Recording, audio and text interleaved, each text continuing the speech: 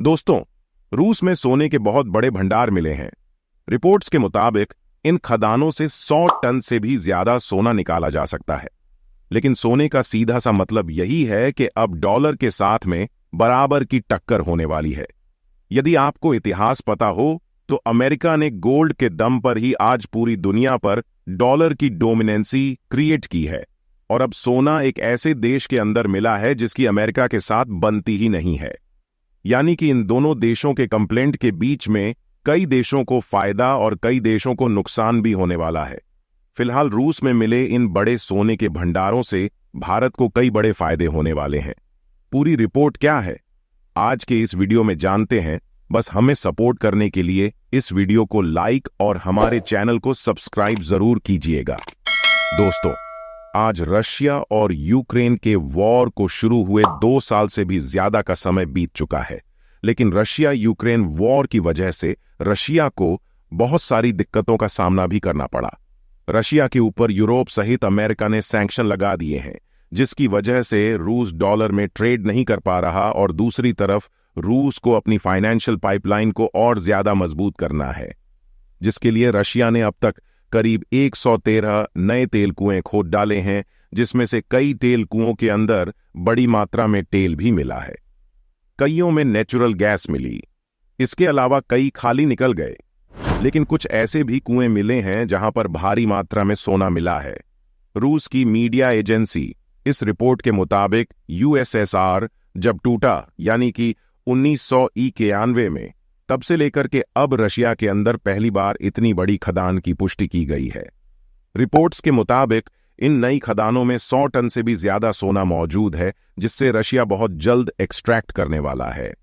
लेकिन दिक्कत की बात यह है कि रशिया जो एडवांस मशीनरी है, इस गोल्ड को माइन करने के लिए यूरोप या फिर अमेरिका जैसे देशों से मांगा नहीं सकता, और अब रशिया के पास 2 बड़े ऑप्शंस बचते हैं, जिनमें शामिल है भारत और चीन, जहां ऑलरेडी रूस कच्चे तेल के प्रोडक्शन को बढ़ा चुका है ताकि वह अपनी फाइनेंशियल पाइपलाइन को और ज्यादा मजबूत कर सके।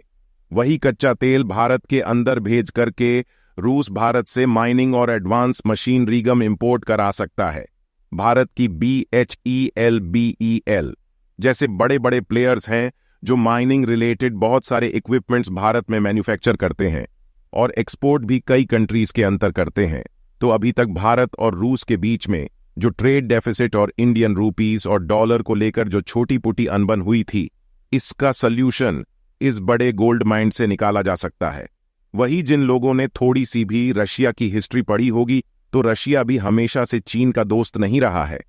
हाँ, कहने को तो रशिया का पलड़ा चीन की तरफ ज्यादा भारी है, लेकिन रशिया भी नहीं चाहता कि चाइनीज इंडस्ट्रीज रशिया की हर एक इंडस्ट्री पर पूरी तरीके से कब्जा करें, वरना चाइना की इतनी बड़ी पॉपुलेशन होने की वजह से बहुत बड़ी बड़ी इंडस्ट्रीज अपनी कंट्री में खड़ा कर सकता था।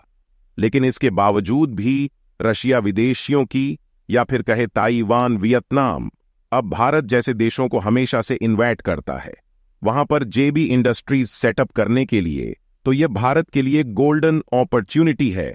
और अगर गोल्ड प्रोडक्शन की लिस्ट के हिसाब से देखा जाए तो चीन नंबर 1 पोजीशन पर है, उसके बाद रशिया का नाम ही शामिल है।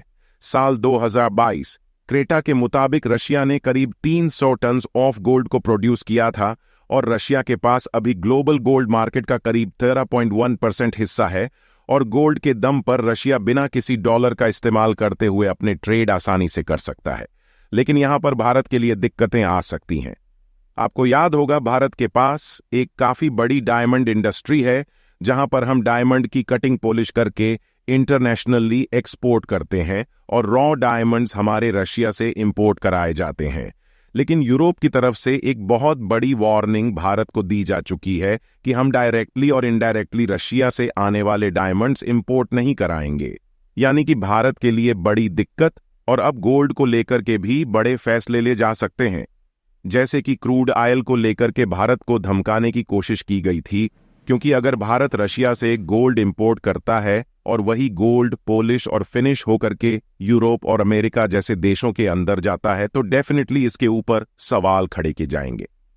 एक और इंपॉर्टेंट चीज आपको बता दें कि आजकल गोल्ड को as a for reserve store किया जाता है।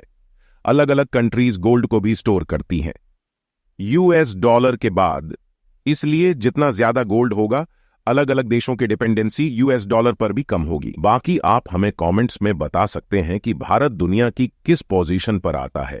गोल्ड रिजर्व के मामले में आपके ऑप्शन है 8, 9, 10, 11 कमेंट्स में अपना आंसर जरूर लिखेगा। भारत के ऐसे ही यूजफुल इंफॉर्मेशन वीडियो पाने के लिए हमारे YouTube चैनल को सब्सक्राइब जरूर कीजिएगा। मिलेंगे हम आपको एक नई और इंटरेस्टिंग वीडियो के साथ। तब तक के लिए जय हिंद, जय भारत।